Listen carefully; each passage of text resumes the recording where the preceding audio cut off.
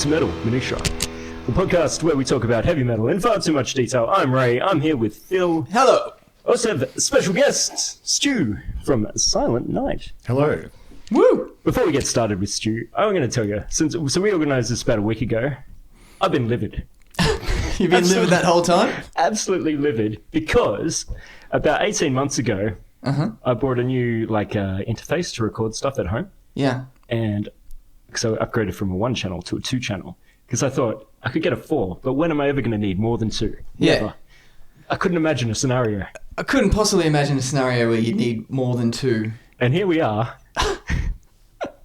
Needing 3. Needing 3. And I have been so damn angry about that. Oh, man.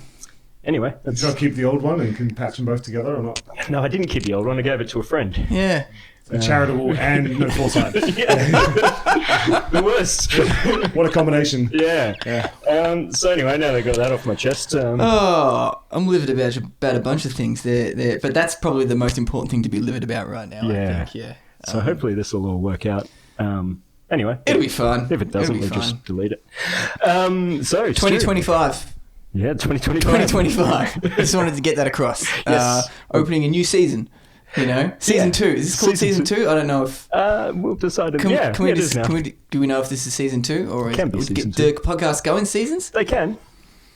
There's an option. This one does. This one does. If you go in seasons, it eliminates the need to have a stop date. You can say, "Oh, that was last season." You can just call it quits when you're ready. Yeah. The season's done. Season finale. We have guests in this season. So, Stu. So before we start, just for the listeners who, why would you know this?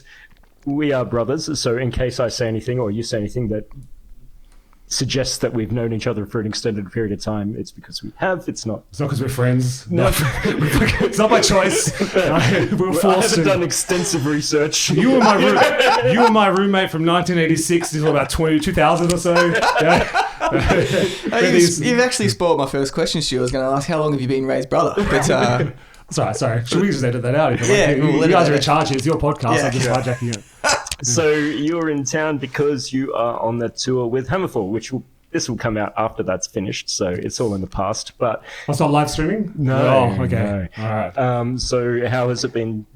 How is Silent Night? What's going on? Tell us. No, first. Let's drill this down. So you've got a single syllable name policy in your band.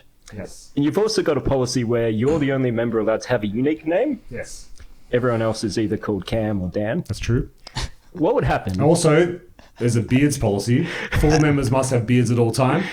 Yeah, okay, obviously. So I've filled my razors, so I'm actually I'm encroaching on that. Yeah. I'm about to breach that rule by Brisbane. 4 and no more, or a minimum of 4? No, maximum 4. Maximum must be 4 2 guys named Cam, 2 guys named Dan. Yeah. I can have whatever name I want. Yeah.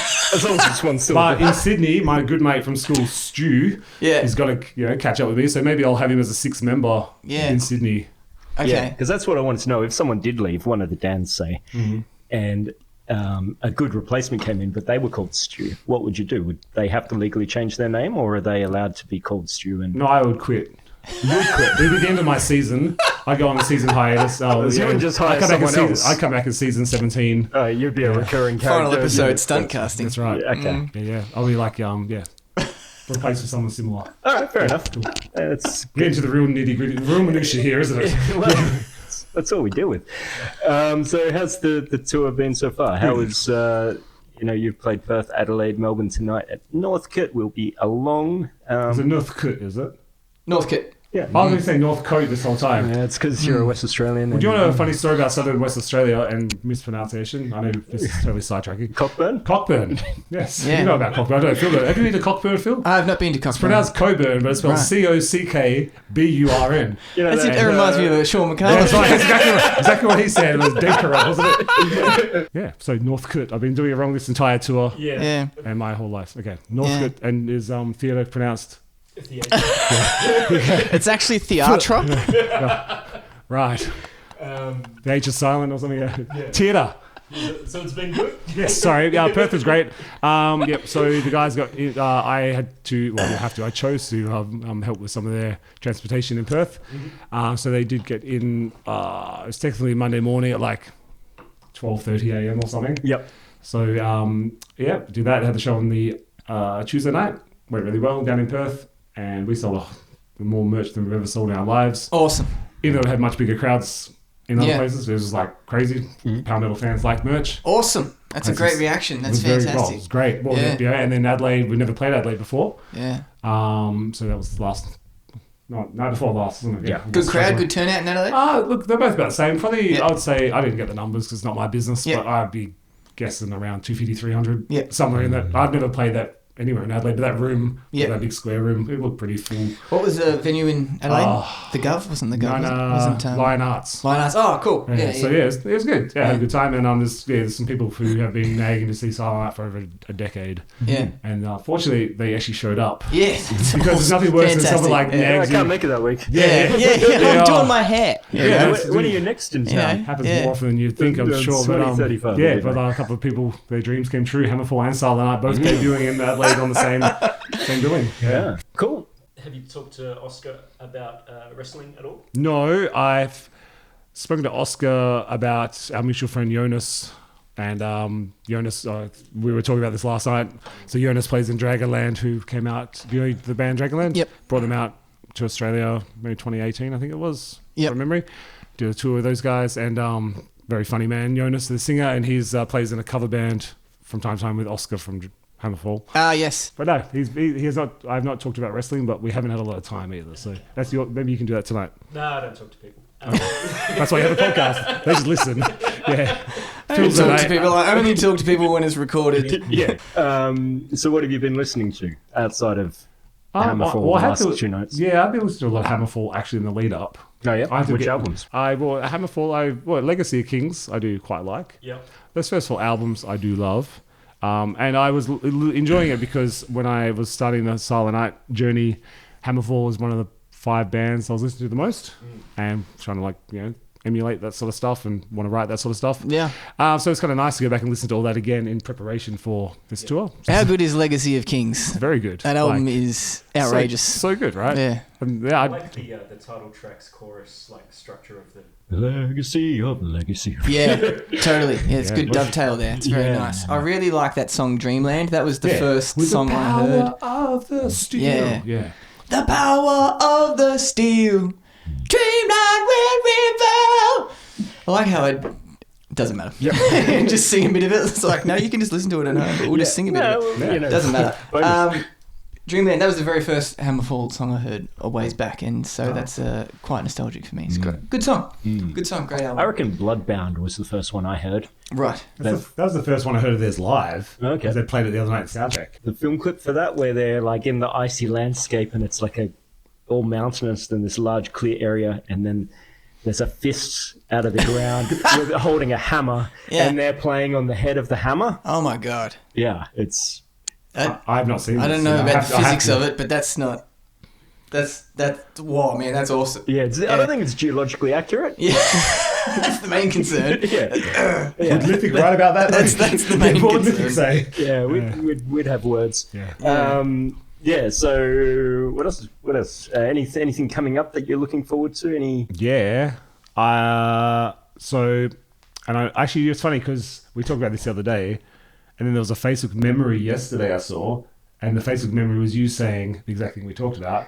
You said, this year on my birthday, as in you, on my birthday, you were seeing on my birthday Judas Priest, and Okay, previously you've seen Iron Maiden on my birthday, so my birthday's I saw cooler than yours. Tism on your birthday last year. Oh, yeah? Yeah. There you go. You've got a good birthday. Stu. Well, the story gets better, Phil, because on my birthday, Yeah. well, just go on, like February last year, I saw Taylor Swift. Yeah. Not only saw Taylor Swift, flew to Sydney Yeah. and did a ridiculously expensive ticket because that's what we did. Yeah. It was a great time. It wasn't, for me, it's Yeah. my wife, but we did. This Yeah. year on my birthday, I bought a Ripper Owens concert to bring to my town. Yeah.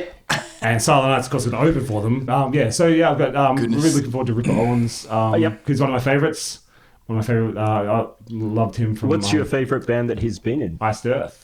Okay. Glorious Burden. I reckon his vocal performance on that.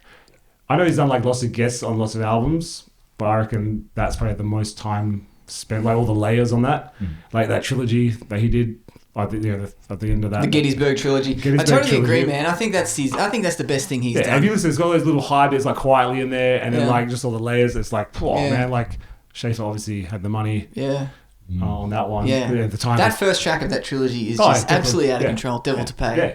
Man. And the vocals is what makes it really. Yeah, for sure. Yeah, Man, so that good. song is And it- very, it- very. It's like a lot of Manowar songs. If you took the vocals off, it would just And be made them like, good, yeah. what am I actually listening to? Like, Yeah, there's not yeah. really much going on here, but his performance is just Yeah. stratospheric. Well, and they took it off Spotify for so long, and when it came back, I was like, oh. Oh, right. Yeah, Yeah. I had like a digipack from Germany or something like that Yeah. originally from back in the day, and yeah, so I do. I have So been. that's, I have been. that's what. Hang on. What's so? It's 24th of Feb in Perth. Yes. Do you know the other dates? 23rd is Adelaide, and I can look if I'm allowed to turn and look at my phone whilst the camera's running. No. So there's different. I can't then. So I think it's like I'm gonna guess I think the it's 2 days I think previously. it's August the Sydney and 5th. August the 5th in Melbourne, September 9 in Queensland, some in Brisbane, and I think he's playing Darwin on the 5th of December. Elongated tour. Yeah, he loves Australia. He comes back as much as he can now. So he's using the a local Australian band for backing, same as last time. The boys The from Frankie's, plus Andrew Hudson from Harlots in there as well on Yeah, bass. cool. And another guy. Solid lineup. Very good. So Yeah. so I'll make sure my band gets to open that because I'm all about nepotism and like favouring myself. Yeah. And I've been dictating set lists to the boys. How about this song? Yeah. You're gonna do Diamonds, the Rust acoustic version. Yeah. And what about Painkiller? You didn't Well, do Painkiller last time. Yeah. Yeah. Yeah, they did Diamonds and Rust last time. Yeah, but they didn't come to Perth on that one last time. The Yeah. time before when he came to It was Perth. pretty wild. Like I was, of all the songs they might play, I didn't expect Diamonds. Like a cover of a cover is just. Yeah, but the acoustic version that's great. Like, have you seen that on the Judas Priest live album? like, It's so good, right? It is great. It's like it's just surprising to me that they would play. Oh, like I was happy to hear it, but I was just surprised to hear. Yeah. It was a bit of an odd set, I think, in general, as far Yeah. as, but I think because you forget how many things Ripper's done, and Yeah. because of his like, It's like the he guesses for a lot of things as well. And then when a random song comes, you think, well, what does this actually have to do with Ripper? and then 20 seconds later, you're over it because you're hearing like whatever it is, and you're like, this is sick, and then you have a good time. But there's quite a lot of that initial shock when he plays a random song. Well, even like if you can never find all of it, but like there's that Roadrunner United DVD, and he did like Abigail or something like. Oh, man. Have you seen that? Like, you haven't seen that? No. That's Dude, he's forget about it. Like, I don't even like King Diamond, but like, because his voice is. He might stab you. Yeah, Jiminy I'm trying to wind him up a little bit here. Good That's right. lord. Yeah. First he tells me he likes Taylor Swift, and now this.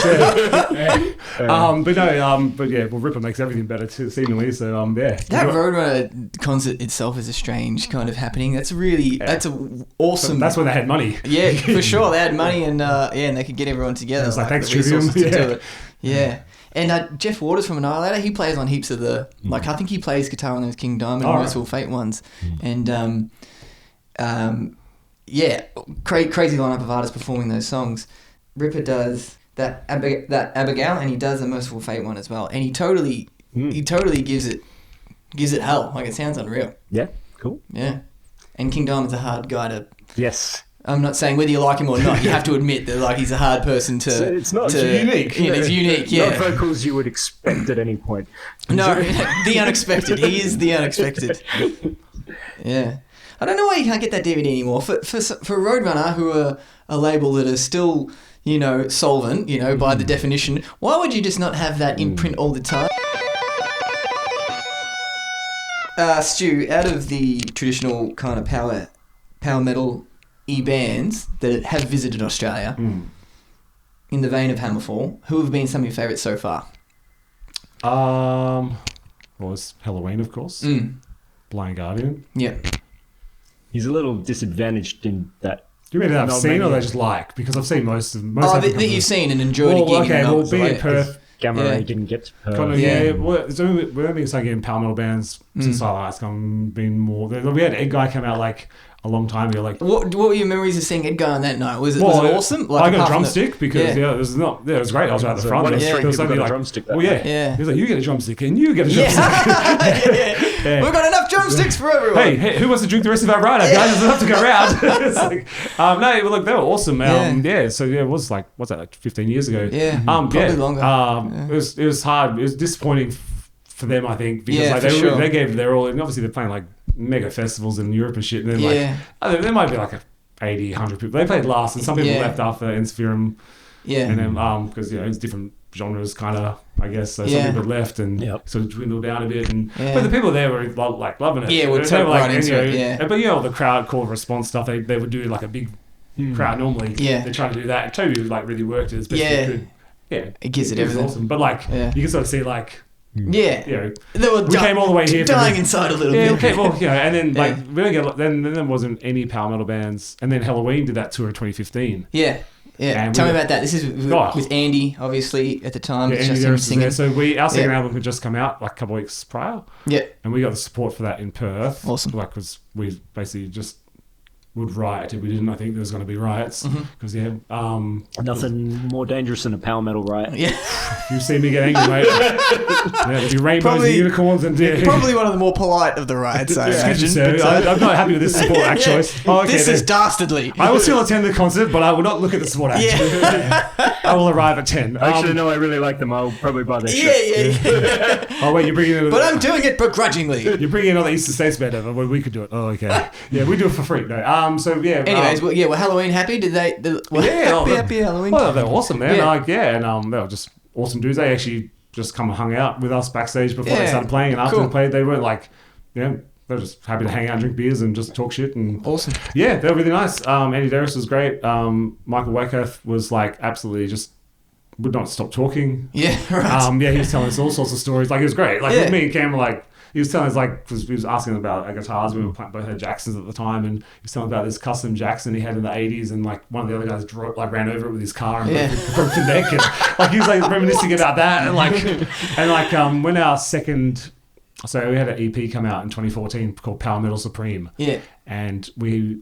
Like, the band at the time could never agree on a cover song. We wanted to do a cover. So in the end, the conclusion was we would pick 5. Like, 5 of us would pick a song each, and then we would ask our fan base on Facebook to pick. You could vote on Facebook back then. I don't know if you still can.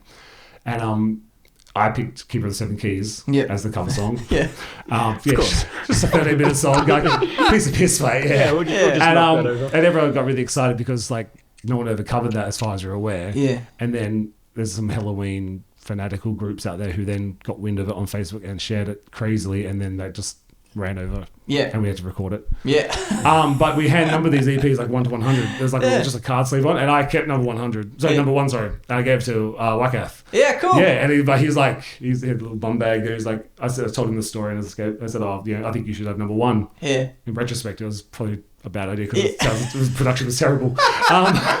But he looked at me and goes, "Oh, you sure you want to give me something? This is so valuable." I said, "No, I think you should take it."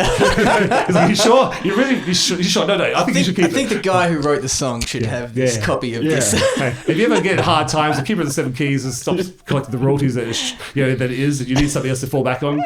Try Discogs with this in 10 years.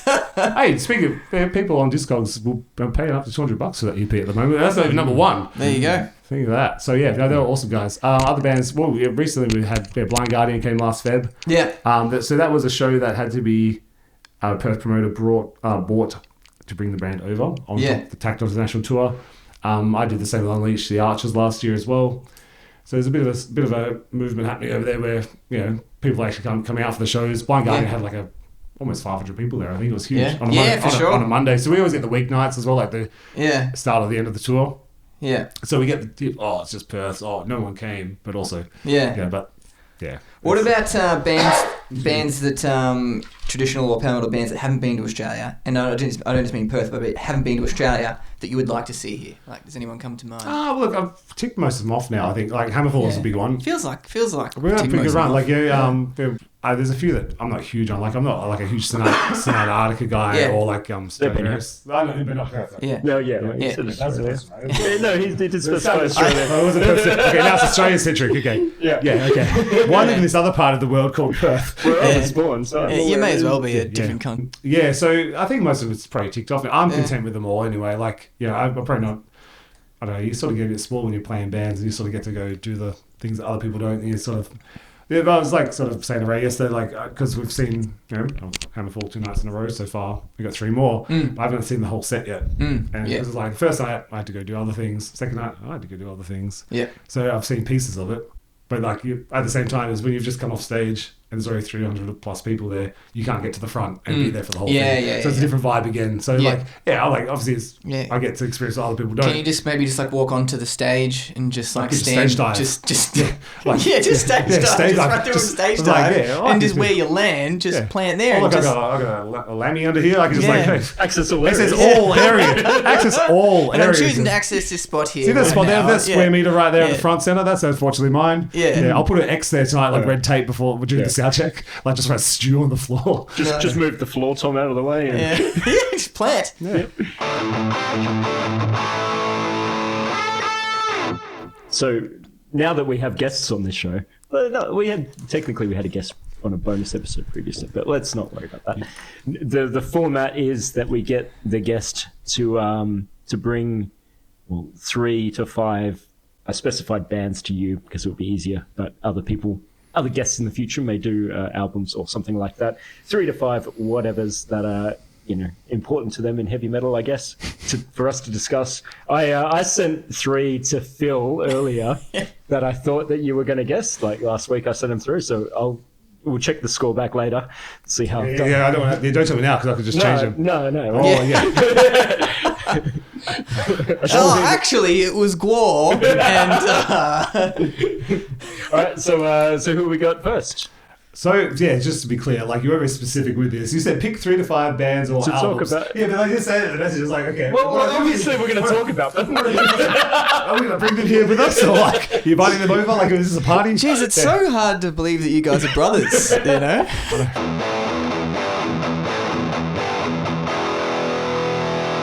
All right, cool. Iron Savior, go. Oh, Iron Savior.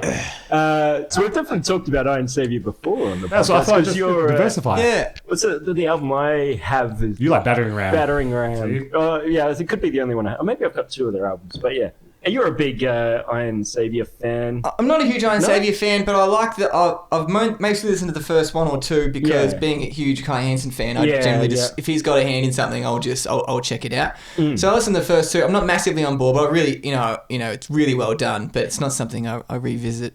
So I might be on the wrong band here, but the original singer from Gamma Ray went to audition for Judas Priest and ended up in Iron Savior. Is that I'm thinking Primal Fear? Yeah, that's right. You are thinking of Primal Fear, and that's Ralph Sheepers. Yeah, okay. Yeah. But wasn't there a Judas Priest connection with Iron Savior as well? Maybe the bass player came from. Pete worked on Blind Guardian stuff in production, I believe, something like that. But I don't know about the other stuff. Yeah. Okay.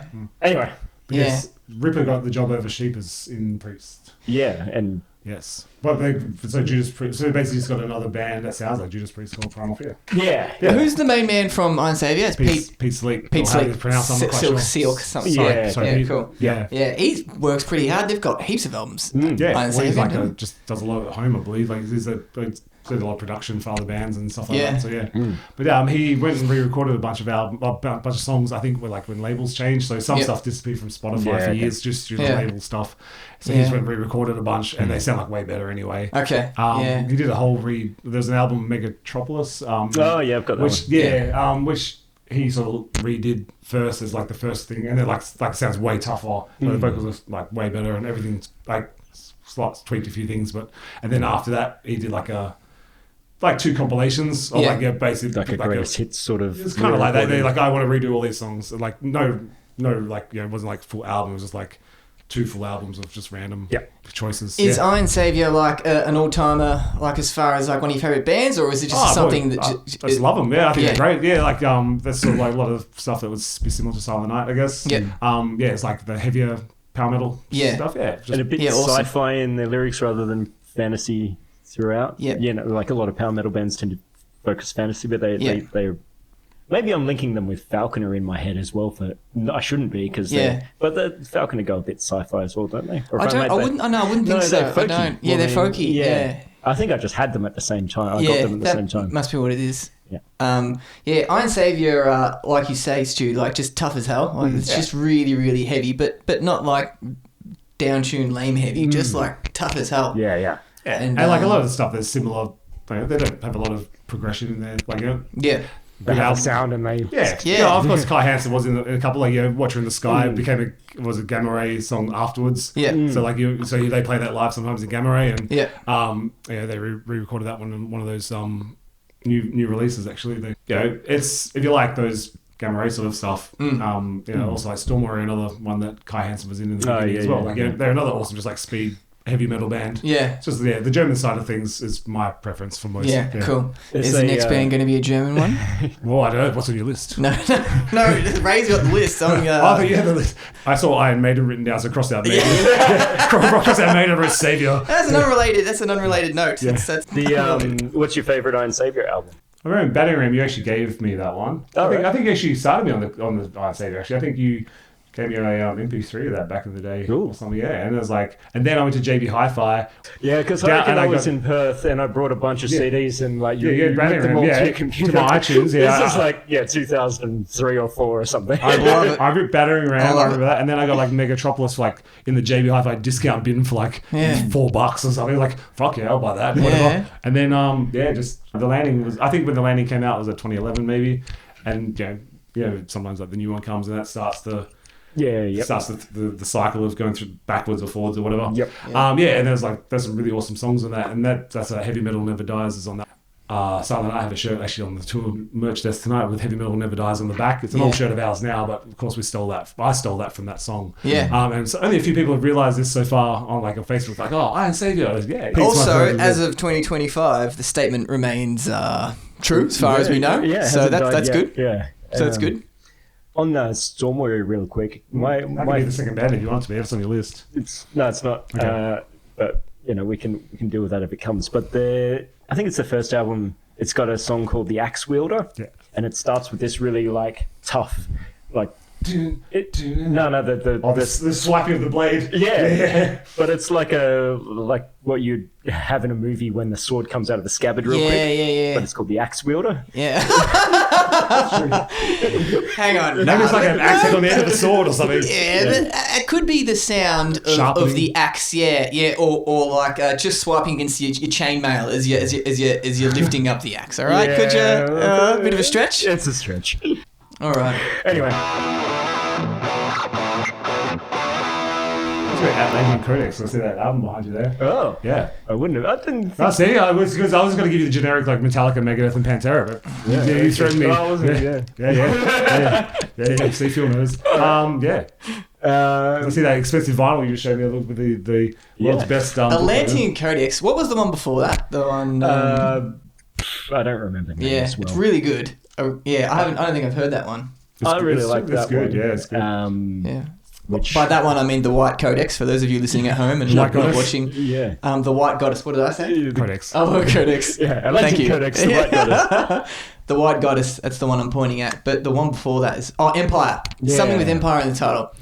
That was really cool. So why Atlantean Codex? Well, first of all, it reminded me that I saw them. But you gave me a good tip on those. So when we played Headbangers Open Air back in 2017 in Germany... I remember the lead up, you weren't keen on them. No, the album was like, because I don't really like the doomy sort of stuff. And I was like, it's okay. And then they have all these guitar harmonies, like melodies, and the entire crowd knew these because they're from Germany anyway. Yeah, well. They sang the entire fucking set. Yeah. I was like, fuck. Like, they started, the whole place was lit up. It was like maybe 4 o'clock in the afternoon or something. I was like, what the fuck? Like, these guys. So I was going in and checked really them out. Cool. And the whole set was like, this whole set was like that. It just kept going. And the singer was just so good. And I was like, and of course, listened to the albums. It wasn't the live was like 10 times better. Yeah. And I did see they have a live album, which was only on like a vinyl or a CD, which... Yeah, I got it off Bandcamp. Oh, you could download that? Yeah, you get a digital one of that. Yeah, I remember seeing maybe that. it's Course of Empire. Yes, it is. I reckon that could be it. There's the Golden Bow or Burrow or something. Yeah. They got a few albums because they just had an album a couple of years ago as well. One thing about Atlantean Codex that they're lacking is they don't have enough sound effects of swords being unsheathed. They have a lot of unsheathing sounds. Attached to an axe. And or axe. Yeah.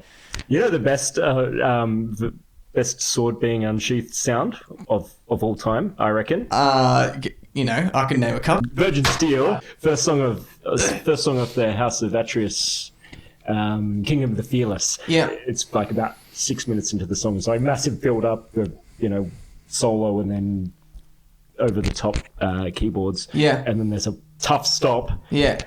Even tougher sword being unsheathed. You think it Yeah. was like a real sword being unsheathed? Yeah, it was. so authentic. I've read in an interview with David DeFay that he said that it's his favourite. He wouldn't lie about that. He would not lie about that. He would not lie and about he's unsheathed a lot of swords on albums. Yeah, That's yeah. one thing he has done a lot of. Tangents. My personal favourite unsheathing of a sword on record is an Ed Guy song. It's on that album Space Police. Oh, okay. It might be no, it's not the title track.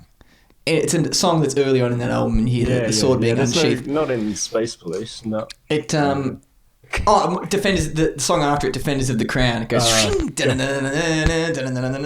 Well, I don't know why they've got a sword in space. Like the guy in the front cover's clearly got like some kind of ray gun type, like old school sci-fi zapping type. Yeah, exactly. It should be the sound. Lightsaber, man. Exactly, that's what the sound effect should be. But George Lucas has a patent on that back then, probably.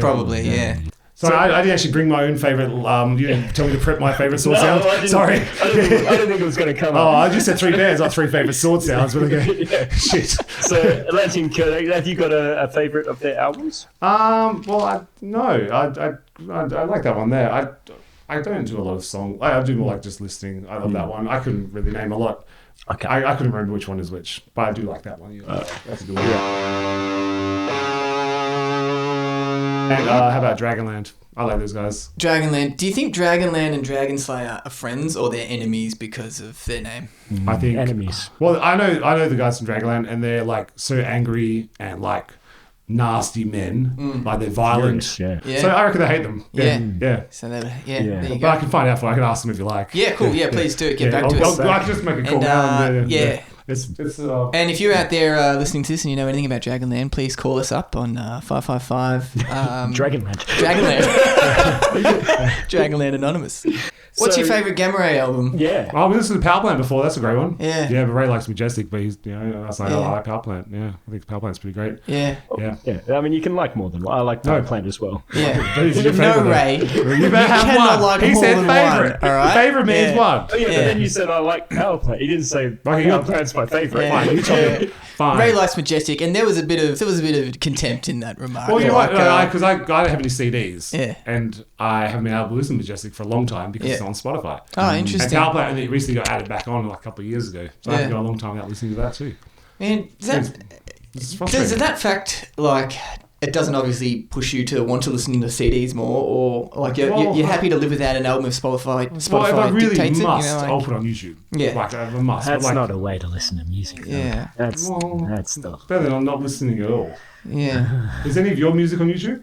Yeah. Why? It's not a way to listen to it. Because the digital distributor puts it there by default. Yeah. Do you have to tick that box? I'm tick the box. Yeah, I mean, like, I'm not going to listen to it, so I don't care. But, Yeah. it's just like an ad will pop up or just, I don't know. Yeah, and if you're listening to like a 40-minute song and the ad pops up halfway through, it's like, Man, it's voiceover for this song. good lord, yeah. It's like, man, this took a turn. Yeah. You know. No World Order.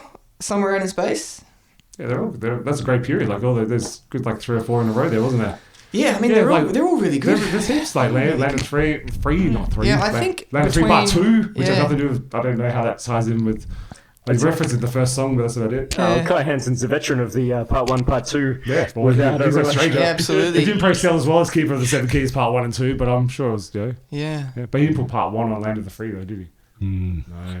They were pretty bulletproof from 93, like Insanity and Genius through to, I mean, they're all levels of enjoyment, but I think that 10 years from 93 to 03 was just like wild. When was the Just last time totally- they did an album? I feel Like like 2014 or something, that Yeah. white covered one. That's okay, right, yeah, Empire yeah. of the Undead. So Dragonland. Oh yeah, nice Not tangent. It was a Dragon- Dragon Slayer, yes. That's Phil's fault, not mine. No, I think Yeah, it's he all our started. fault. Okay. None of this is my fault. We're all accountable. Yeah, Dragonland. What's your favourite Dragonland album? Under the Grey Banner, Under the Grey Banner. When was that released? 2011. Okay.